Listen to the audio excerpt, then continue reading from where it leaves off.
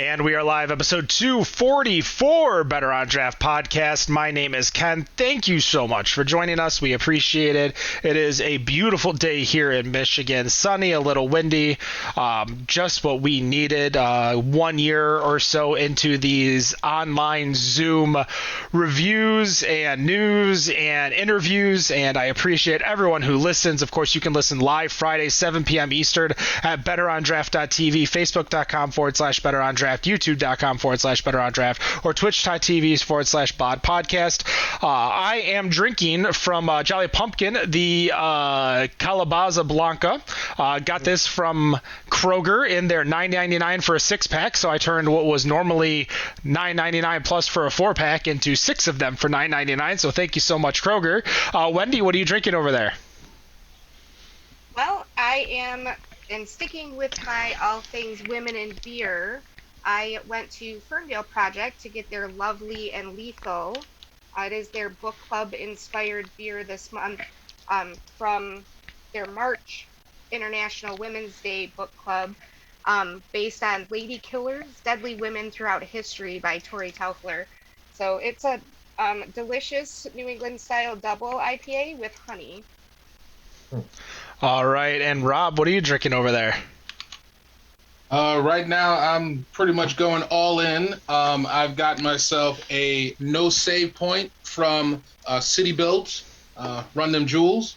Got some Catcher's Rye single barrel whiskey from Two James, and a nice little lovely DDH Juicy Bits from WeldWerks.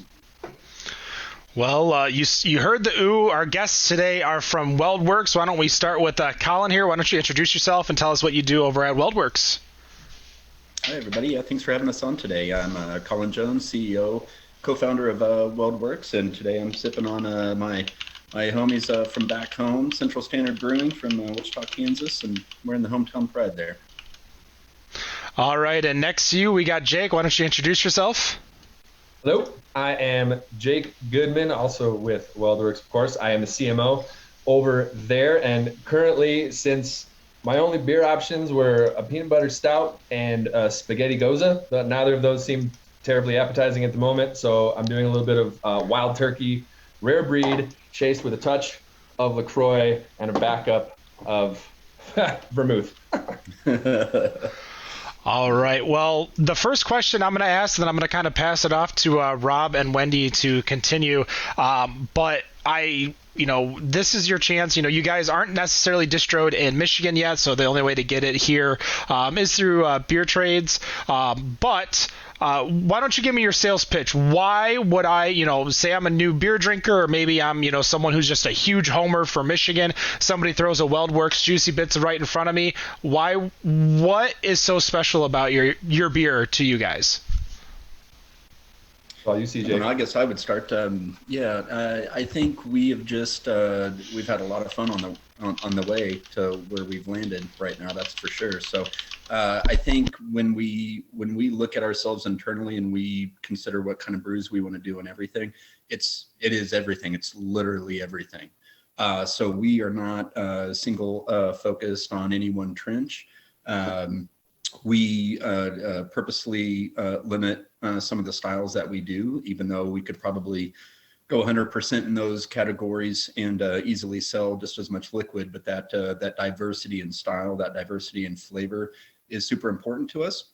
We're also big geeks when it comes to creativity and process and communication and teamwork and everything else. And we've really been able to it's not perfect by any means, but I would say better than most. We do a really good job of bringing multiple people into the creative process and letting voices carry. Mm-hmm. Yeah, and we're along the lines of big nerds. I mean, we're just huge nerds about the sensory process.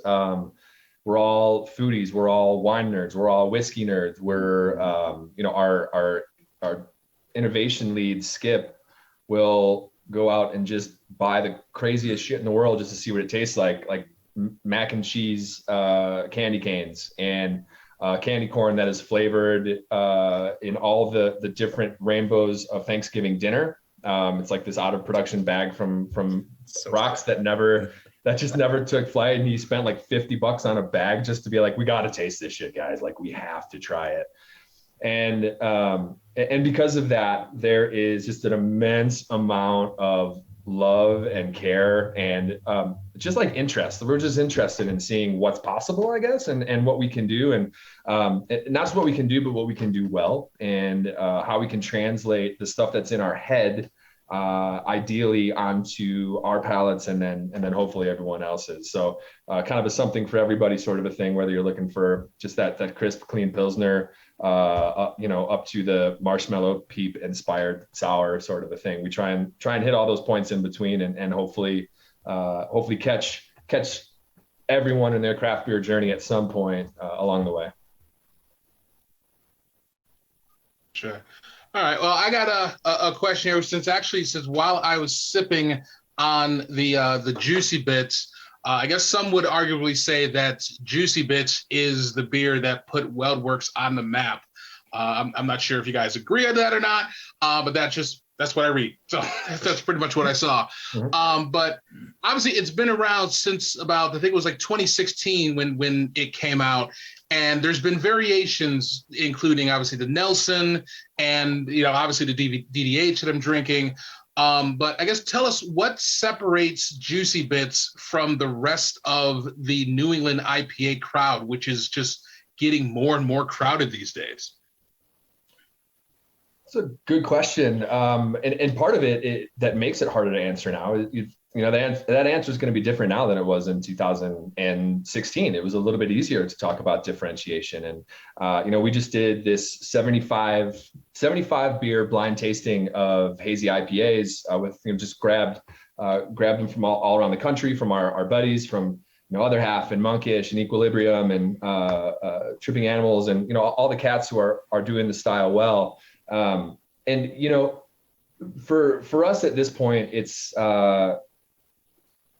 our ideal IPA is on that hazy side, is something that's an equal expression of the mouthfeel, that the brightness of the hops just punching right through, and the yeast kind of interacting with all those in a way that just creates a lovely sip. We're not trying to overdrive the sweetness. We're not trying to overdrive the juice. We're not trying to overdrive really anything at all. We want all those pieces to kind of come together into harmony and ideally just create something that finishes dry and makes you want to pick it up and have another one. Because, for me these days, it's easy to have 3 sips of a hazy and just be like, no, like I can't, like I'm full. Like I just had a 3-course dinner. Like I can't have any more of this. And we just want to kind of find that balance that kind of cuts through all those things. That's why we use like our tagline is dialed in beer, just to tweak all those little points to the point where they are as perfect as possible. And the other side of that too is that Juicy Bits is actually kind of different than it was 5 years ago. It's not the same beer. We have adjusted it over time as consumers' palates have changed as well. So, while we want to continue to make the beer that we love to drink, we can't divorce that from what people like either. And so, we're just going to continue to try and differentiate it as the beer that after people put it down, they just go, yeah, like that's what I was looking for. Like that's the kind of, that's what I want to have another sip of. And I think everyone has that goal. That doesn't make us unique by any means, but I'd like to think that we generally pull it off relatively well. Yeah. Yeah, and to complement Jake's points real quick too. I mean, I think with the success that we've been able to have, we have been the beneficiaries of having incredible access to incredible ingredients, and so our hop selection is miles away from what we were doing just a couple years ago. What we're doing in terms of sensory, what we're doing in terms of lab work, QA, QC, all those sorts of things, just all of it, the people that we've hired, more importantly, all of those add up to really just kind of keep that engine going and to keep driving the innovation behind what most people see as a singular recipe beer. Gotcha. All right, Wendy, you want to jump on in? I will. So, I'm a huge fan of Willy Wonka. So I was actually pretty devastated when I read the article on porchdrinking.com about the 6th anniversary golden ticket event, because I can't get it here.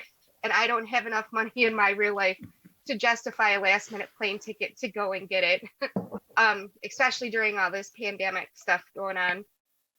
But I noticed, sorry, I liked the idea of winning a golden ticket that would grant a free bottle of every single WeldWerks barrel aged stout for the entire year. I thought that was amazing. One day I'll be able to do that kind of thing and just fly off at a moment's notice. But I have a million questions about it. So I'm wondering, Jake, was this your handiwork as the marketing director, or was it a brewer's revelation type of thing? Like, we're going to do this and you took off with it? So if he ends up watching this, he's going to kill me for saying the next handful of words. But our head brewer and our other co-founder, Neil, I think it was 2017 when the first version, or the one that people really started paying attention to, maybe 18, of vanilla Medianoche came about. So that's our Medianoche is our main barrel-aged imperial stout. This one was made with vanilla, just a really great brew. It was the first one that we released in 22-ounce bottles. And it kind of gets colloquially called Nilly Noche. And after a while, the online community around here in Denver, there's a few different beer groups that, how the beer groups are. They tend to just kind of have fun with the culture and with what's going on locally and whatnot. They started making memes of Neil. You're not a mute. Continue. Not. WeldWerks Brewing. All right, there we go. Continue. They started making memes of Nilly Wonka, essentially. Like this, it was just one of those like random internet things that happens, right? Like for trade, Nilly Noche. Oh, Nilly Wonka, and how it got from that point. This is how the internet tends to evolve, sort of things. And so all of these memes started popping up of Gene Wilder with Neil's face posted on them and all the Oompa Loompas around them. And man, if we didn't think it was one of the funniest things in the world. Neil, not so much. Wasn't his favorite thing in the world. But we got to the 6th anniversary, and what he has always wanted to do is just the golden ticket idea. He just thinks that's fun. It's whimsical. I think since I first started working there, it was 5 years ago, that's always been in some form or another. Like, it gives you access to a special tour or a special evening, like actually doing the whole come have the special tour and dinner, almost like the Chocolate Factory thing was. But in the time of pandemic, it just made the most sense for us to do it this way. And while I think he's not crazy about the comparisons to Willy Wonka, he is he's a good sport. He made me on the golden ticket. It did say Mr. Nilly Wonka will welcome you for the blah blah blah, and he made me change it. He's like, that's not going on there. Mr. Wonka. It's going to be Mr. Wonka. And he's a sweetheart. He's a wonderful man with a great sense of humor. He just doesn't like his face and his likeness out there so much. So it was just something that we just wanted to be fanciful with it. As soon as the golden ticket idea came about, it just made sense to turn the whole thing into a Willy Wonka themed sort of deal and just kind of take it from there. It was an awesome idea. It had me looking up ticket prices. So just to let you know, I'm curious though, how many people got a golden ticket? 10 all day. Awesome. 10 That's lots of fun. And what was your guys' favorite beer from that 6-pack? Oh man. That's a tough toss-up. Colin will probably have a different answer than I will. It's a toss-up between, we did our first version of a triple IPA version of Juicy Bits called Extra Juicy Bits. And we've traditionally triples have not been our strongest suit. We've had a lot of misses on that front while just trying to figure them out. I don't know why it's been such a difficult road for us, but this one really hit all the right notes. But honestly, there's this beer, it's called Advanced Fluid Dynamics.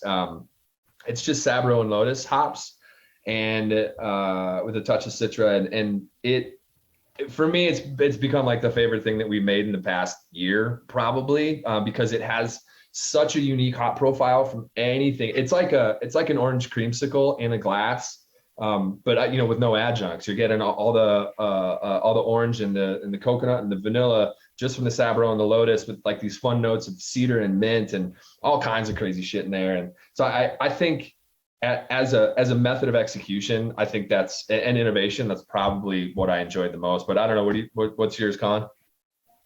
Yeah, no, I absolutely agree with you. AFD for us has been just a fun journey in the past year and a half. But I would say right on its heels for me is Coconut Achromatic. Yes, all the coconuts. Yep. I was very interested in that one.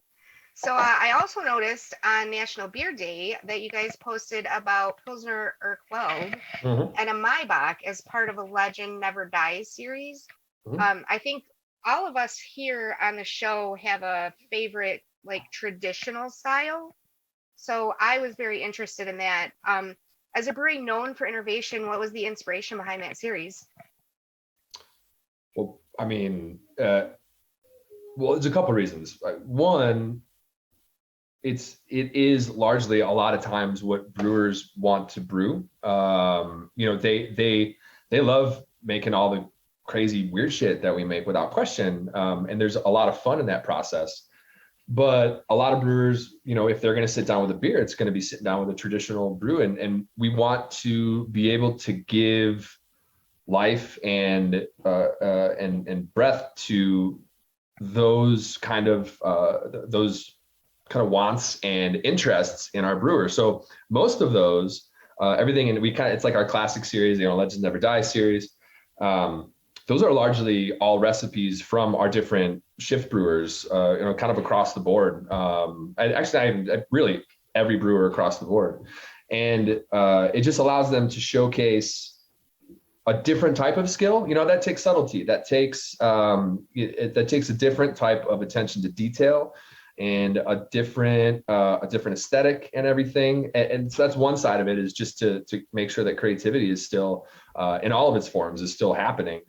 But honestly, like without being self-aggrandizing, we just want to show people that like we can do them well, and that we're not just like super fruited, and we're not just hazies and like adjunct stouts, but that we're capable of brewing nuanced, delicate beers at a pretty high level. And that's just a point of pride for us. That's not something we're ever going to give up. Because that's another type of kind of pursuit of perfection, as far as I'm concerned. You feel the same way, CJ? Yeah, I do. It's hard being it's hard being exposed to the market, because it's easy to lean into feedback. It's easy to lean into customer preference. It's easy to lose yourself. And to Jake's point, it's pivotal that we are a brewery that is not led by marketing. Our brewery is led by our brewers and our brewer leadership team. That's where ideation comes from, by and large. It's where tweaks, improvements, all those things. Jake does a really good job in terms of kind of making sure that everybody across the board within the brewery is connected to this process, and has a lot of good information within his own head from what he sees and just his palate as well. But we really do have several great palates around the brewery, but we just like to, I would bet that we are probably our own biggest customers of our lagers. we honestly, we have a really hard time selling them. I mean, we have them, they go out, they do get sold, but I think if you looked at the draft analysis in the tap room, our employees are outpacing our customers probably 20-1 on all of these Urquell and Maibach series. So we just, again, we like to brew what we like to drink. So before I pass it on to Rob, what is the one beer that you would like to see brewed as a part of that series?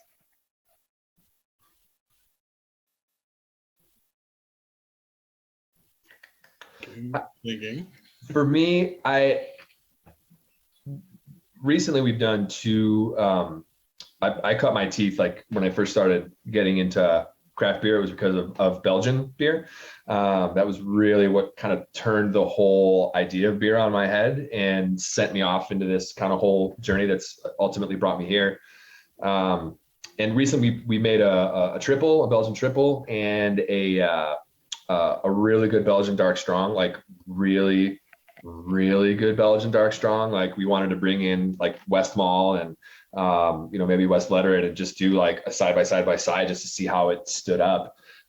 We really think it's that solid. So I would love to see them flexing. We're really good with pulling the esters and phenolics out of that style of beer in a really authentic way, even though we're in Greeley, Colorado. So I would love to see something else along those lines, like something like a Duvel, like a Golden Strong, something like that. Just something that continues that thread a little bit more, just because the first two or the most recent two that we've done, I think they just knocked them out of the park, and they were they were received really well, which is like Colin's saying, doesn't always happen with these classic styles because people come for all the crazy shit. So it seems that it resonates with the people as well. So I'd love to keep going down that route and see what they can do there, or like a quad or something like that. I don't know. What about you, Colin? Yeah, I would say saisons. We end up brewing maybe 1 to 2 each year, and each year I'm just so glad that we do. I love walking in and seeing that on tap, and I think we have a very nuanced touch, a very delicate touch, and I think it's a style that I would love to just watch develop and get dialed in even more. Nice. Before I get to my next question, a couple of things since you kind of brought it up. I believe the first WeldWerks beer that I had was an achromatic, which was I think it was the coffee, which it was unreal. And as far as lagers are concerned, I've had the Puesta del Sol, which I enjoyed it. It was I don't get too many Vienna lagers out here, so that was definitely a good one. But the series I actually wanted to ask about was actually Jake, that you brought that up, was the Medianoche series, which it seemed like it's been a staple for you guys in your catalog, since WeldWerks is open.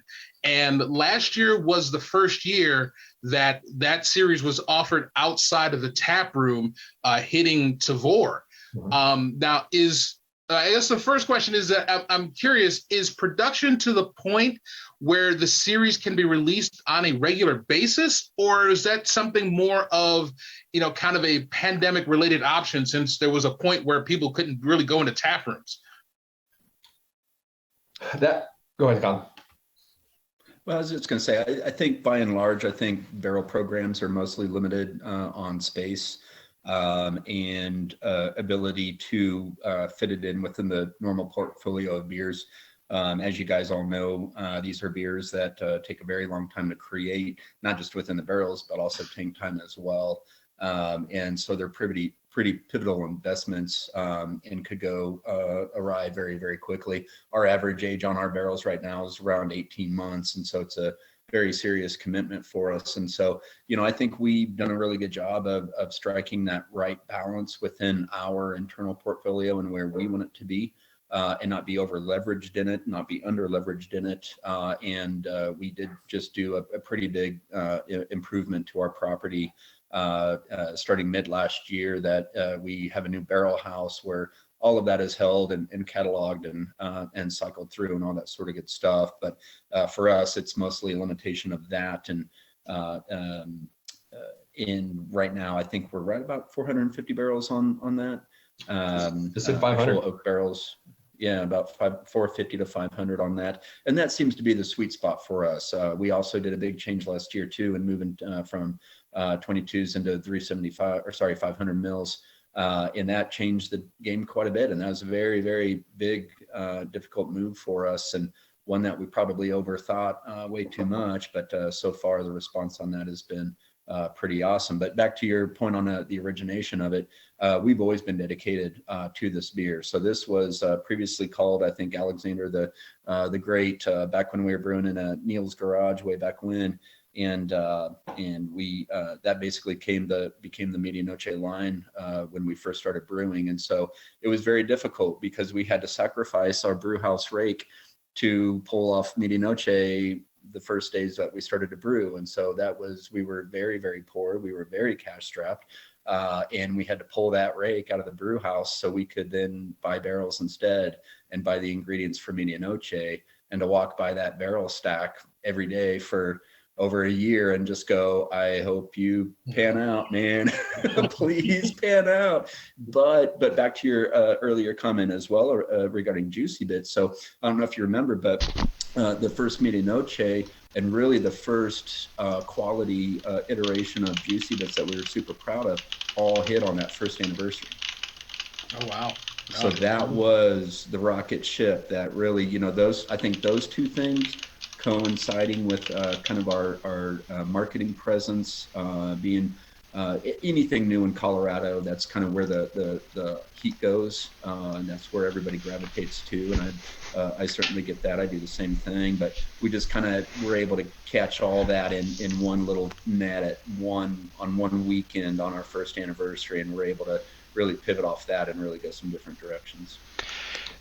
And we'll be, doing, we're doing them about once a month now, as far as like the regular release and whatnot. It used to be probably 4 times a year, somewhere in there, but we're doing about once a month. As far as them being available in the future outside of the tap room, chances are relatively slim for that. That was a confluence of like pandemic, like oh shit, and just having a really good amount of these two particular beers and a great relationship with Tavour. It's just kind of all the stars aligned for that one, but it might be hard I'd be hard pressed if any are seen outside of the tap room for quite a while, probably.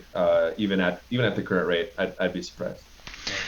Now you mentioned that you're scared when you're trying to take these beers out of the barrel, and you're like, oh my God, what are they going to do? You've made it public that over the last few years, you've dumped roughly 350 barrels of beer due to dissatisfaction, taste, carbonation, quality. Now, some of it has gone into making hand sanitizers, so repurposed, but not too many people talk about dumping a beer publicly. Some people might, try to make a fun post on Facebook, get something out of it, marketing or anything like that. But why do you think you guys are very forthcoming about, the production style and when you guys do dump beer? Because, there are a lot of jokes to be like, oh, I would drink it no matter what. But, I feel like there's a little bit more deeper reason as to why you don't give it to the customer. So I kind of want to hear you guys' thoughts on that. I'll start. I think overall it's just an internal philosophy of high quality marks. Obviously, we've been a great beneficiary of growth and customer love, and we super appreciate that. And that's really helped us to grow our team. And we have a bunch of great people, but they're all a lot of them are new faces, 2 years in the farm for us. And we've heard, we've had people say, we're just really scared to dump this beer. Can we save it? Can we save it? Can we save it? And we have a very, we try to maintain a philosophy of don't chase bad. Just really understand when a beer is starting to go, and don't hold on to a loser. Just let it go. Try to understand what we could do better, what could have avoided this situation, and move on. But too many times people put too much emphasis into trying to turn a product that really isn't showing you any reason to continue on with it. And we want everybody to feel very, very comfortable internally that you can dump this entire batch of beer. Yes, that was very costly, but the cost to us, if we put a half-assed beer, not even a shitty beer, a half-assed beer out in the market, the cost to us is way more than that. I'm sure Jake can speak to the value of our customer response and love that we don't want to break. We want to uphold that at all costs. Yeah, I mean, we make on average for the past, since 2018 to 2020, on average, we've made about 160 different beers per year, and about 90% of those hit the market. So you have your craft enthusiast who's walking through their local liquor store on a Friday night looking for a beer to pick up. And chances are, if they see a WeldWerks beer, it's a beer they haven't seen before because it hasn't been made before. And our price point, while fair, is not a budget beer by any means. There's ranges anywhere on shelf probably from 14 to 18, somewhere in there for a 4-pack on average. And if you haven't built and you cannot sustain complete and total trust and all of that equity that comes with that with your consumers, and furthermore, if you break that trust and you break that equity that you built with them, they pay $16 for a 4-pack and they get it home and they think it tastes like dog shit. That is like, they're going to think twice next time when they go to pick up a 4-pack. And the way that our distribution model and our production model works, we don't have room for that. We don't have any sort of tolerance, literally like in the mathematical sense, like we have no tolerance for putting something like that out there where we might potentially jeopardize someone's ability or confidence in picking up that 4-pack the next time. Like, maybe after that experience, instead of just diving right at it, they're going to dive at it and go, maybe they still buy it, maybe they don't. And, at the end of the day, the only currency that we really should be trading in is in the trust of the people who are, paying our bills at the end of the day. And if we can't serve them first and foremost, then we've got something wrong. To Colin's point, the cost on the back end, the true cost, both hard and soft, of putting bad product in the market is so much more than the cost of dumping a 15, 30, 60 barrel batch, whatever it is. All right. I wanted to kind of jump back to Tavour, and just kind of on the topic with them is that which, they've kind of served as a casualty to us here in our Michigan laws and distributors. How has Tavour helped in getting your beers out beyond your distribution map, which what I saw online was that it was 9 states, DC, and Poland, which I wanted to ask about Poland as well. I don't think I knew Poland was a part of it. We might have to have a conversation and have a little chat. So I guess real quick question with a question: are you saying that do they not ship to Michigan? Is that something they can't do? So we had a couple things happen where they were distributing here, and then a couple places out in Indiana, just in the Midwest, brought it to court that they thought it was unfair practices of them bringing their beer here. The state Supreme Court sided with them, and then our distributors here also basically just told Tavour, don't bring your beer here, and Tavour complied with it. So as of, I believe it was around early February, that they stopped, and actually this DDH was basically in the last package that I got. That sucks, man. It really does. We have I can't speak more highly of that group of people, to be honest with you. It wasn't a relationship that anyone forced. It was just, I think they hit us up at one point like, hey, this is how we work. If you ever want to send us some beer, cool. And that relationship kind of ramped up over time, especially as we kind of learned how we both work together. They're great people with a great business model. And what they provide for breweries at the end of the day, I think that's like the 4th time that I've said at the end of the day. So I'm gonna at the end of the day, I'm gonna stop saying it. So it is the end of the day. Yeah, thank God, thank Christ. I'll try and hold off on that one from here. But the main service they provide is instead of having to, and this is probably where the folks that you're talking about get a little peeved, is they provide us the ability to just take this big chunk of beer, send it to one place, and then they do everything else and they take care of it. Like they are really passionate about making sure that it is well taken care of, that it travels well. They insist on picking anything pretty much. They'll be a little bit flexible with like sours or stouts, but if it's hoppy, they want it the day it was packaged or the day after, because they want to make sure that it gets into the hands of the consumers as fresh as is humanly possible once all is said and done. And so it's a valuable service that they provide, especially as the pandemic rolled around. I mean, I'm pretty sure, I mean, their business blew up last year. They were already like going like this. And then I think what 2020 did for them, because it's because everybody who had to switch all of their beer from draft into package were like, shit, I don't have an outlet for this. I don't have a distribution model for this. I don't have any infrastructure built out to get this beer into people's hands so I can keep the lights on. And they really just kind of like came in and said, here, give us your pour and your hungry, and we'll ship them out all over the country and pay handsomely for it. And we're a manufacturing business. I was just about to say at the end of the day, and I stopped myself. I did it.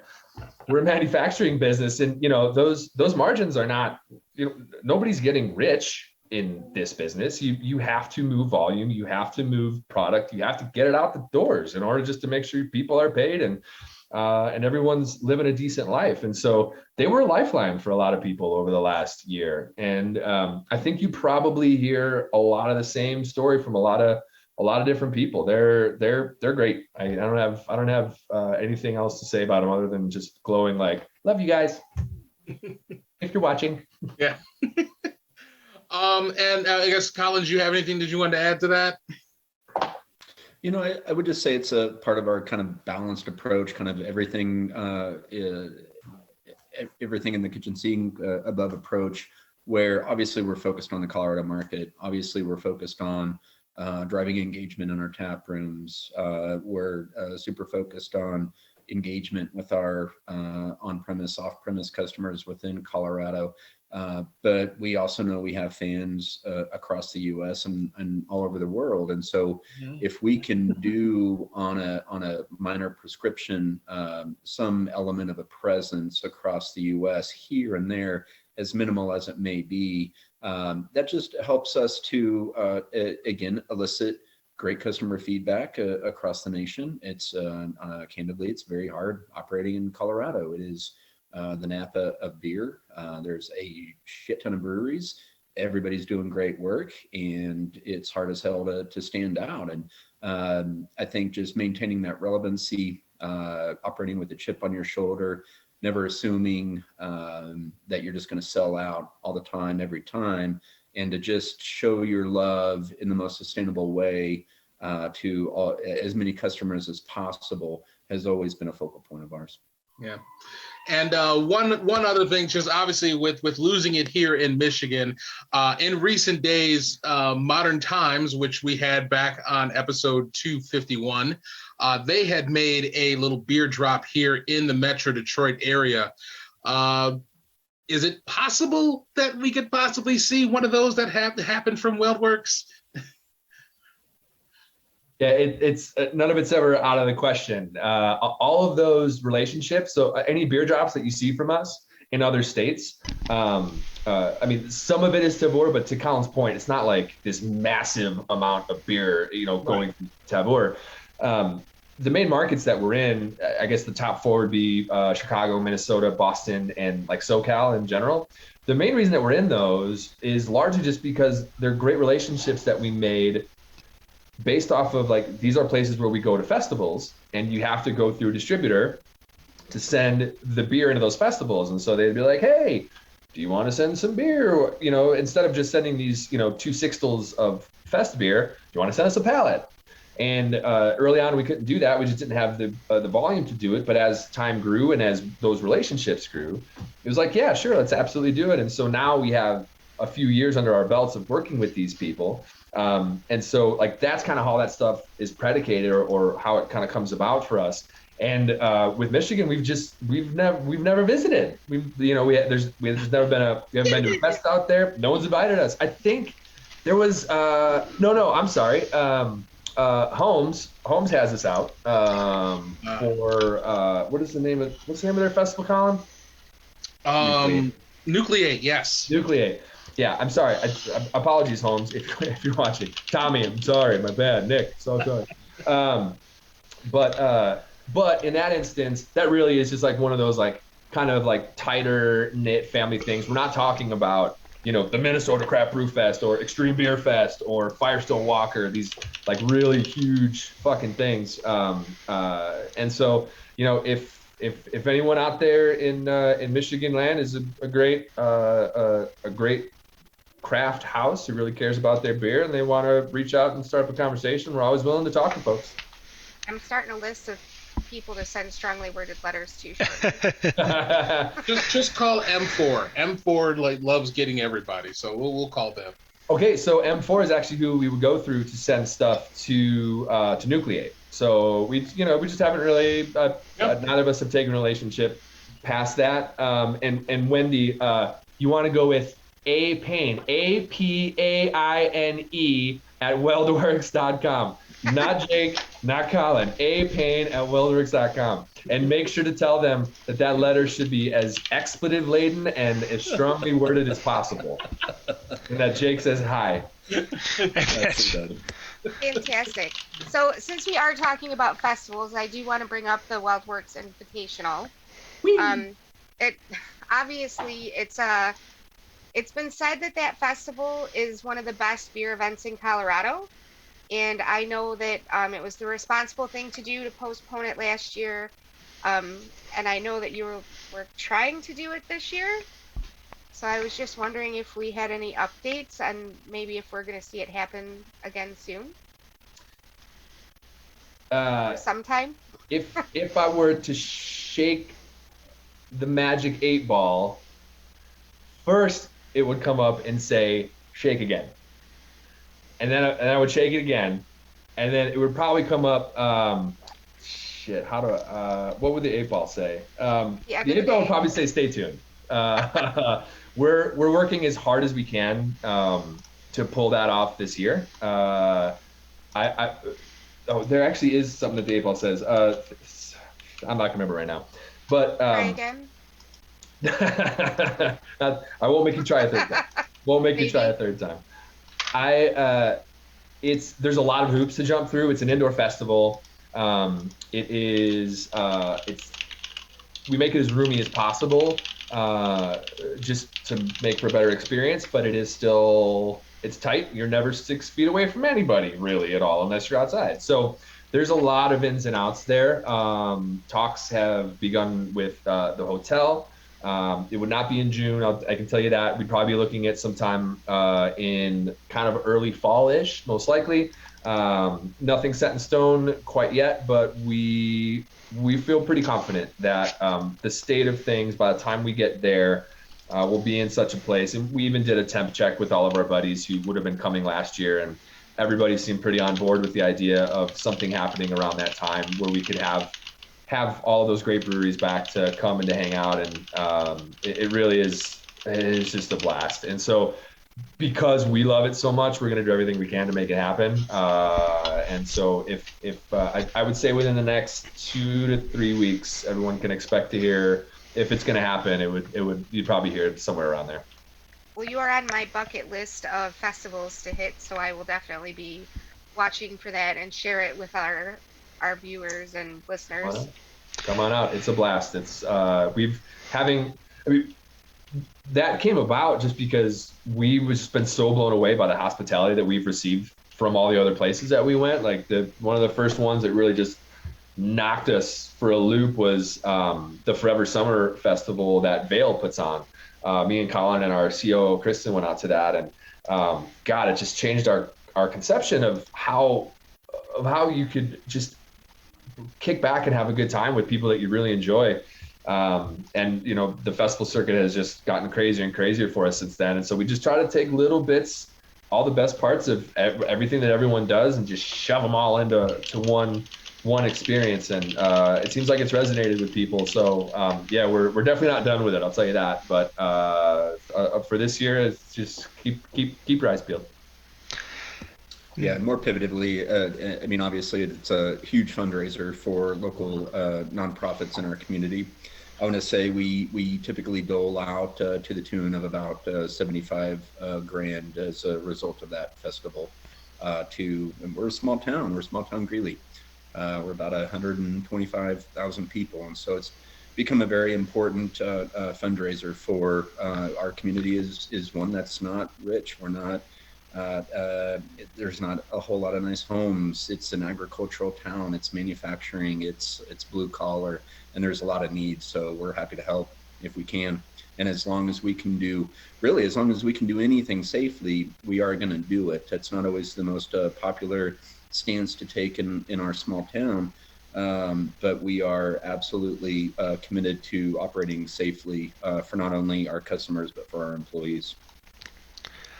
All right. Well, while we try to keep it, nice and easy going near the end. I know Rob has a very hard-hitting question to finish with, but I know I was making sure I figured out who A-Pain was. So what we're going to do is we're going to get Alex a nice six-pack of Two Hearted, because that's what he says on your guys' website is his favorite beer. So we'll butter him up a little bit with some Two Hearted, some fresh Two Hearted, and see if we can go from there. But we're going to pass it to Rob, Wendy, and then myself to end the interview. So Rob, go for it. All right. One subject I did want to talk to you guys about is diversity. And I've seen that WeldWerks has made their mark in creating the 10K IPA for their purpose of donating $10,000 for diversity, equality, and inclusion programming at the University of Northern Colorado campus, which that also came in tow with the diversity scholarship you guys announced this past January.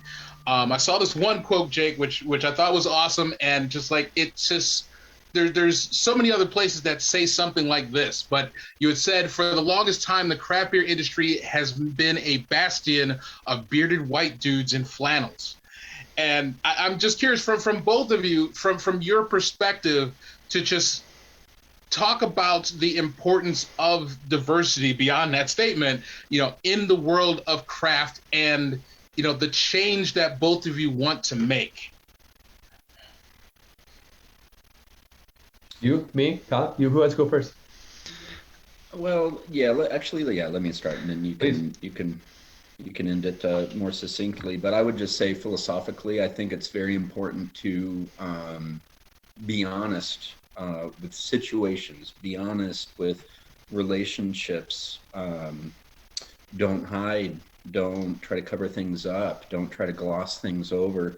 I think once you do that, and you're really honest about the state of whatever is going on, whether that's an employee's performance, whether that's my performance, whether that's mine and Jake's relationship, whether that's racism within the community or lowered access to all the markers of success, education, community support mechanisms, all these sort of things. If those are not equal across the board, I think the best place to start is by being honest about where we're at in those things, so you can properly calibrate your response to how to work towards improving those situations. We know who we are. We know what we can do. We know the limits of that as well, and maybe we don't actually understand the limits of what we can do fully, but we're going through the journey and we're learning a lot along the way. And I think that's been the cornerstone of our approach, and is this willingness to learn, this willingness to listen, and be guided by our industry, and by our communities, and by what has always been a focus of ours, and that's on our communities.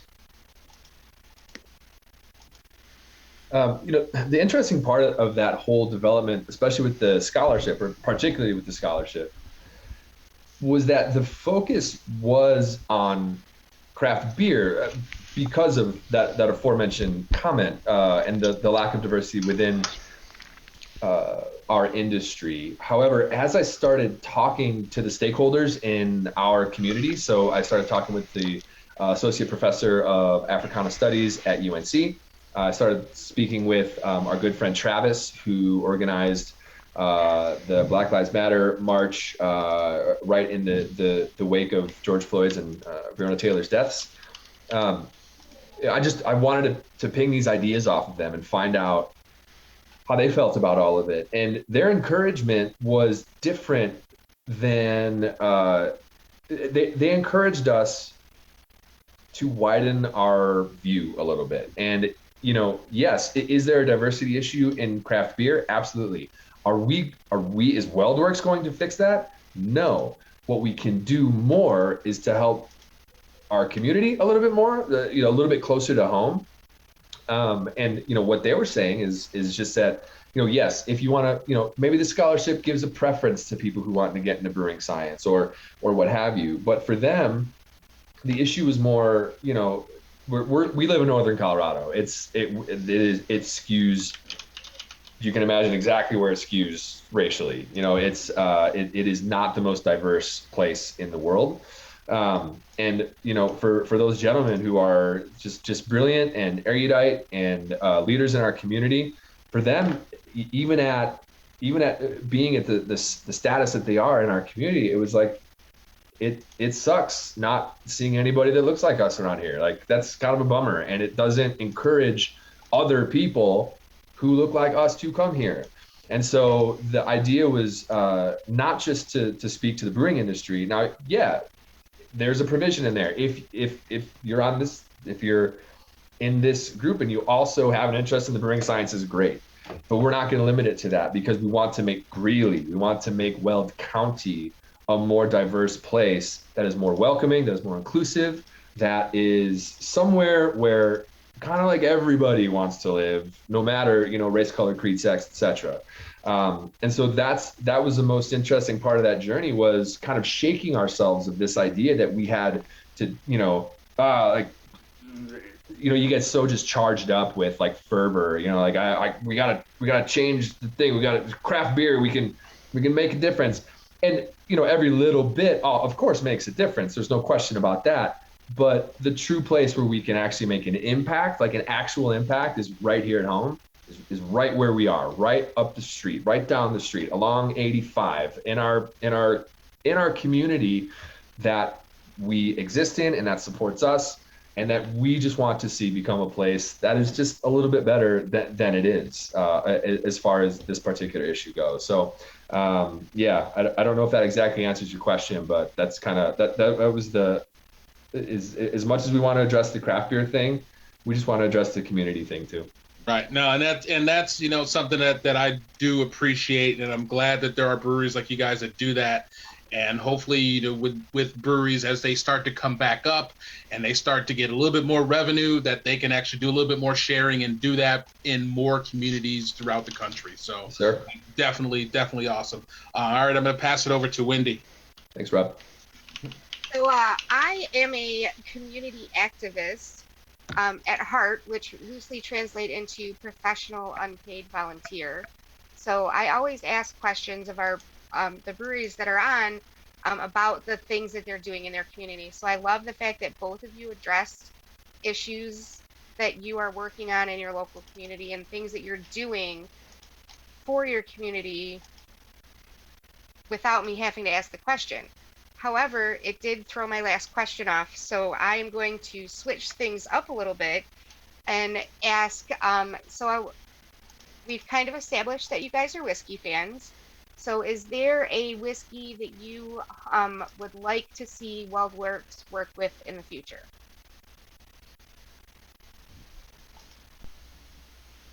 To James. Don't even get us started. Exactly.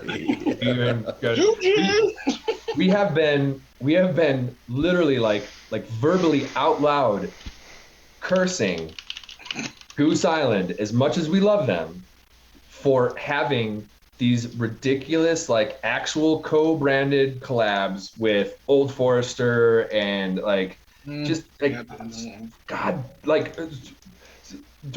if we need to have like 3,000 oak barrels, we'll just buy 3,000 oak barrels and just put them someplace and say like, we got 3,000 barrels, man. You should collab with us. I don't know what it takes, but the list is shit. I'll take one straight from Michigan, Traverse City, all day. Like those guys, Christmas sake, like they just finally made it. We've been enjoying them for a while. We're a part of a bourbon group out here that does like special picks from. There's just the guy who runs it has this amazing palate and is super wealthy, and he just like flies all over the country and does barrel picks and then sends them back to Colorado for us to enjoy. Traverse City was one of those. It was one of the best. They're fantastic. New riff, out more in the actual bourbon trail. The dream is something like, which I don't know if could ever happen even, but like an E.H. Taylor or, an Old Forester, we actually released a beer called 1910, which like loosely ripped off some of the branding from 1910 just because we barreled it. Oh yeah, sorry, Con. You can erase stuff on this, right? This isn't live, is it? No. Oh, it's live. Okay, good. Okay, fine. C&D coming our way any minute now. But it really was an homage, just because we barreled it in the same way, in the same double barrel method that 1910 uses. It was really just a like, we love what you do, OF, and we want to do more of it. I could, if you gave me like 90 minutes just to talk about that, I would just keep naming bourbon brands. So I don't know. I don't know if you have one in particular. Oh, if we could get with Malort, Jepson's Malort down in Chicago, that would make me real happy. No one else, not a single other person in the brewery. Only him happy. It would make me very happy. It would only make, well. If you're listening, Carl Jepsen. Jepsen. In Chicago. What's that? And a whole bunch of people in Chicago. There you go. I don't know if I could do a Malort based beer. No, I just can't. It's as bad as you think. Drink it quick. What about you, CJ? You got any distilleries you want to work with? No, New Riff was the main one that came to my mind. I think they're just doing really cool stuff, and it's a really cool operation. And I think there's a lot of commonalities there. But I think more importantly, I think we do a really good job of showcasing the barrel in all of these picks that we do. And the reason that we landed on that 1910 branding for that one was it really showcased that barrel very, very well. It's just been historically very difficult to find real partnerships, real branded partnerships with those outfits that are doing really awesome things. And I think that's not them being dicks or being shy or anything. I just think they're busy. I think they're busy. I think the good producers are just falling over themselves, just trying to make a quality product that has to sit in barrels for 10 years or whatever. So we have a lot of contacts, we have a lot of relationships, but obviously to see only really Goose be the only one that's been able to achieve something to that level so far, hopefully the rest of that industry can kind of look at the cachet that came along and gave maybe some new consumers some entrance into the whiskey market via Goose Island. Hopefully they see the benefit of that partnership, and hopefully we can be the beneficiaries of being one of those partnerships. So we're here and we're ready, and we're big whiskey heads, so call us up. Great to hear. Jake, Colin, thank you so much for joining us. We appreciate it. If you guys are ever in Greeley, Colorado, go check out WeldWerks Brewing. That's going to do it for Better on Draft. Follow us on Instagram, Twitter, and Facebook at Better on Draft. No matter what you think of your beer, we think it's Better on Draft. Have a good night. Peace.